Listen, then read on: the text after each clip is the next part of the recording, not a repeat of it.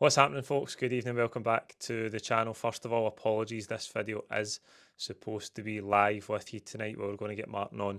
He's in Como. He's been at these two friendlies over there in Italy, but we've had some internet difficulties tonight. So, unfortunately, it is just me, and it is an old-fashioned pre-recorded video. So sorry about that. But we are here to talk about Celtic's last pre-season friendly going into the 25-26 campaign. It was one each against Ahli of Saudi Arabia. Tonight we won 4-3 in a penalty shootout, and I thought it was a wee bit of a game of two halves, just to get the big cliche out the way first. I thought the first half we did really struggle in the game. Al Ahly obviously get a number of top players again.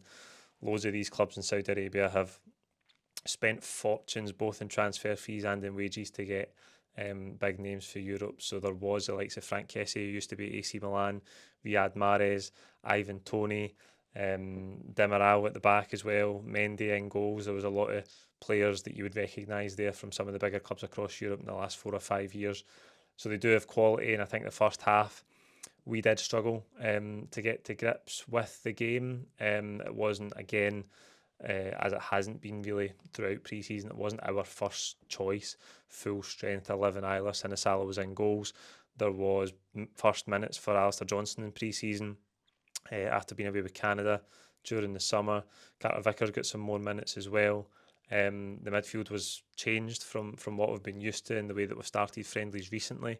It wasn't the McGregor, Hatate, Negrin combination. It was Bernardo, McCowan, Engels, and then the front three was changed as well, with Tilio on the right hand side, Forrest in the left, and Johnny Kenny through the middle. So there was a different look to that Celtic side in the first half. We went behind to Galeno's scissor kick, which was a really good goal technically for their point of view. But I think we're probably deservingly behind 1-0 at half time in the game. Really difficult to pick too much out of our performance in the first half. Again, like I say, with the good results, and I know I missed the Ajax game. I haven't done a video since the Ajax game where we end up at the end of a 5-1 hammering. I always say you can't read too much into friendly games, and they always caveat a good win with the fact it's a pre-season friendly. So you need to caveat the bad defeats with the fact it's a pre-season friendly as well. And again, in that first half tonight, I thought this game feels like a friendly. There's nothing else to it. It's not a great crowd there. The game was quite flat. I thought Celtic's performance was quite flat as well. And it seemed like a bit of a meaningless exercise, but it did get better in the second half. We did see some changes in the game, and I thought we improved in the second half. We get level through the corner kick. Forrest knocks it down for Trusty to smash it in to get the equaliser. I thought Forrest was probably one of the players in the first half who performed a bit better than the others. I think down the left hand side he got in once or twice and showed some nice footwork at times, but again, we didn't really get too much joy out of that first half showing. Good goal for the set piece to equalise, and then I think it was almost roles reversed from the first half. I think we were more the aggressor with the ball for stages in that second half. We saw a debut for Shin Yamada coming off the bench, and I think he looked promising. He looked good. Again, 45 minutes in a pre-season friendly, you can't judge him. You can't really form any sort of opinion.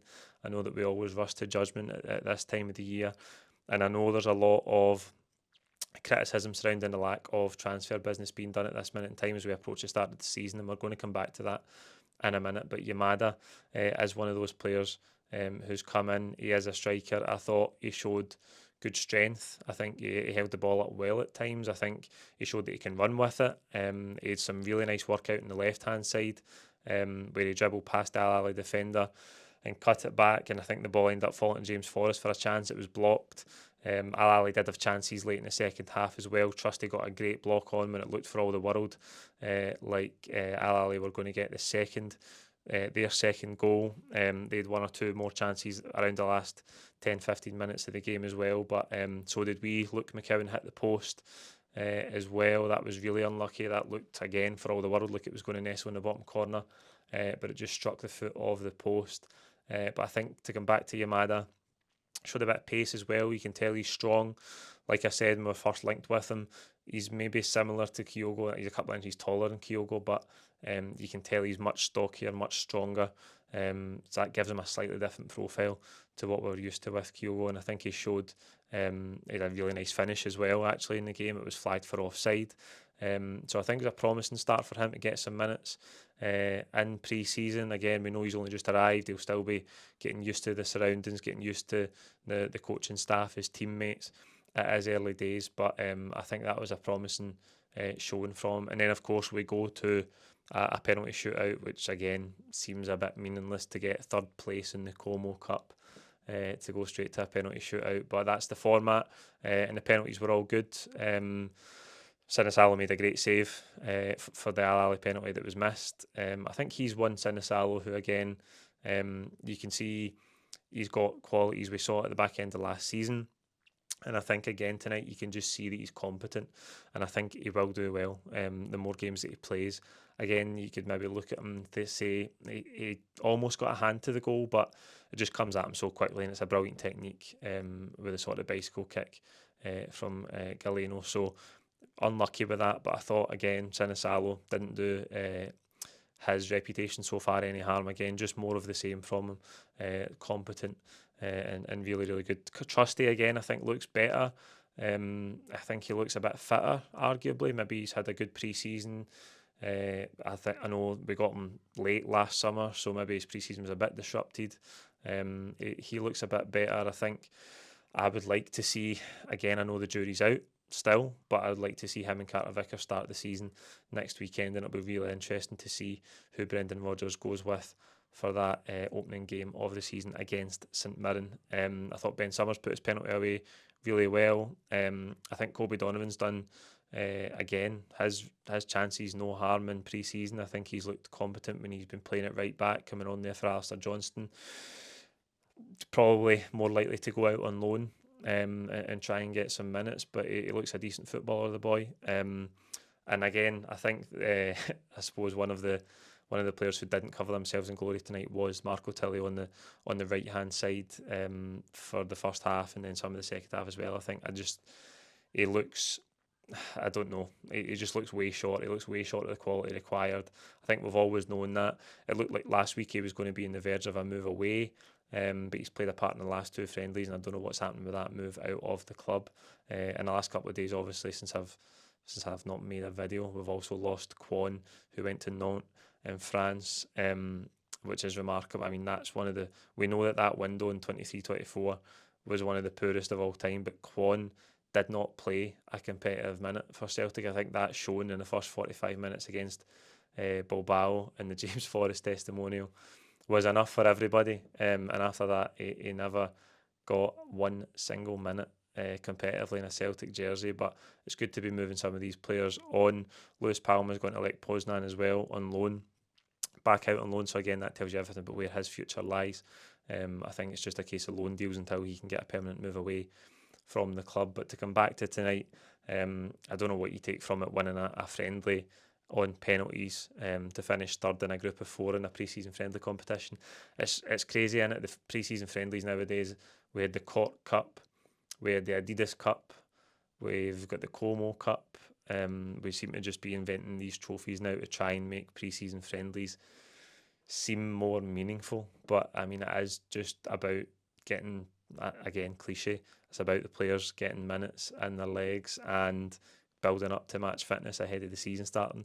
I think it's silly actually to be just inventing all these trophies and trying to make it seem more important, because I don't think, I mean, the Como Cup, I know it's the first event like that that Como have hosted, but the crowds were poor. The stadium's probably less than half empty, so not a great spectacle, and I don't really think it adds much to be putting a trophy to it. Again, same as the Cork game. Nice for Celtic to go to Ireland and play against Cork.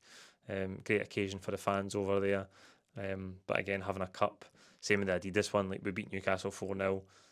Good pre-season performance on the day, but then Callum McGregor gets handed this wee silver Adidas trophy. It all seems a bit silly, but that's the way it is in pre-season these days. That rounds off all the pre-season friendlies. I think just to touch briefly on the Ajax game again, because I didn't get the chance to make a video around that game on Thursday night. I thought we absolutely went to bits in the second half. The first half was decent. We scored a really good goal. Tierney's ball through to Hatate was glorious. Done really well to see the pass and then execute it perfectly. Hatate done well to pick out Yang, and to be fair to Yang, it was a good finish in his right foot. But I think second half we really went to bits. I know Ajax scored a couple of really good goals from distance, which maybe put a polish on the scoreline. But the third one was self-inflicted from us in terms of playing out for the back. Carter Vickers firing it into Nygren, Nygren not controlling it, and then getting punished. So we looked short, maybe short of sharpness, whether that's training load that's been in the players' legs. But I think, again, the depth, it comes back to the depth in the team.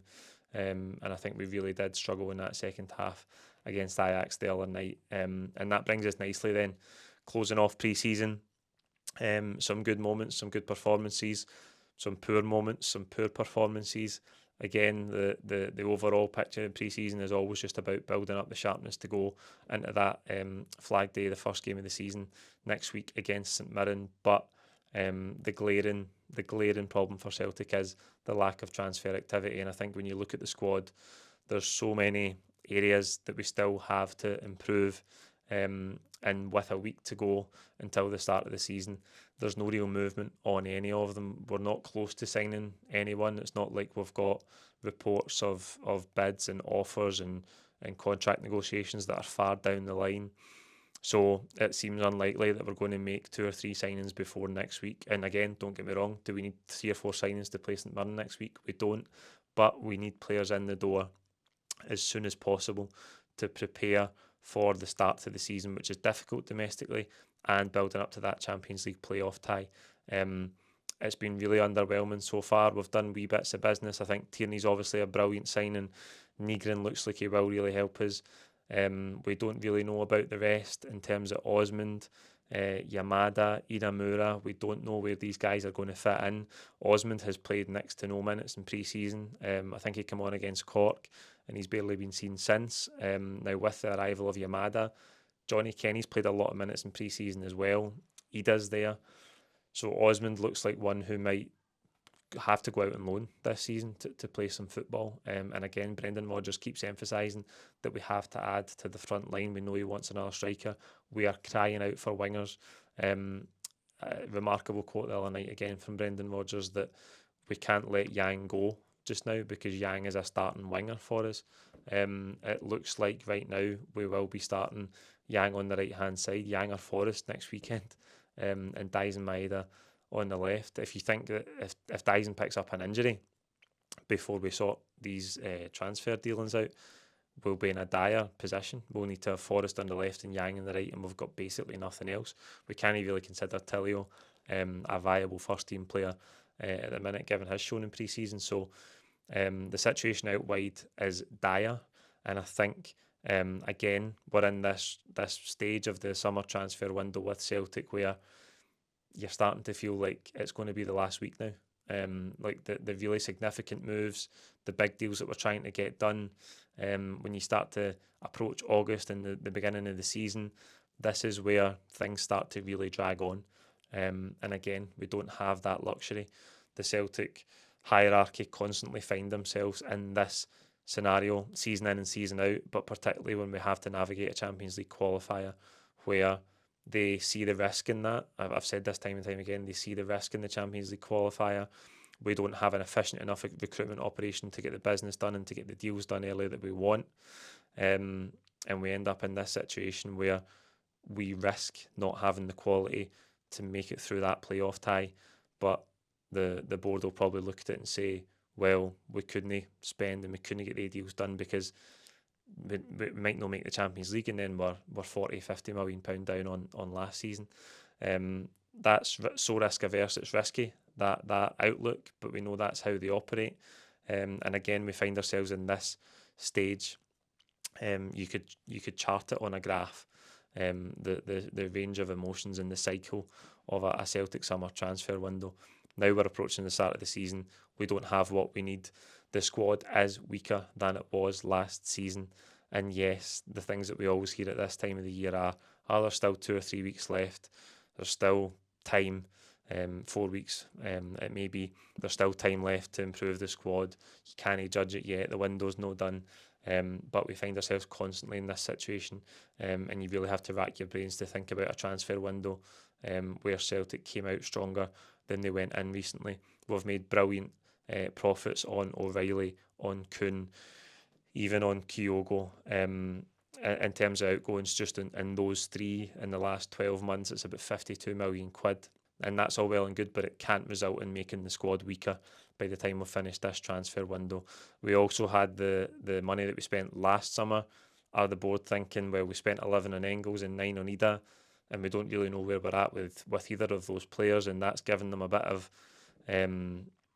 inertia about what they're doing this summer. I don't know, but we find ourselves again in this position, and I just fear now, from living through multiple Celtic summer transfer windows, that we're going to be scrambling around trying to get the players we need before going to Pittodrie or before this Champions League playoff tie, the big games that we need the players in to get used to the surroundings, to get used to the manager, how we play, meet their teammates, embed in the squad.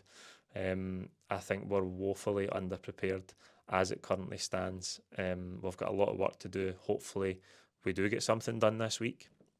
But like I say, in the next 2 or 3 weeks, we have got a lot of work to do in the transfer window. And the squad, depth-wise, does not look very good at all. Whether it be at left back, there's plenty of arguments to be made about centre half. We talk all the time about midfield and somebody slightly deeper in midfield to help Callum McGregor or give us something different and maybe be an understudy with a view to Callum coming towards his twilight years of his career. Who knows whether something will happen on that, but again, the glaring area for us is out wide and up front. I think that the wide players, the availability that we've got out wide just now is so far short. We do not have the quality that we need in those positions, and again, 7 days until things get underway. So loads of work to do. That rounds off pre-season. I need to say as well, buzzing to get the pre-season's finished, because I'm looking forward to getting back to the competitive football. There's just something about pre-season friendlies that doesn't hit the spot, it doesn't fulfil you. So I'm buzzing to get back to Celtic Park next week, get back into the proper football, and hopefully we can see some signings to come in and improve this squad, because in my opinion, we are in desperate need of that. That's it. Thank you for joining us. I'll see you again on the next video. Thank you.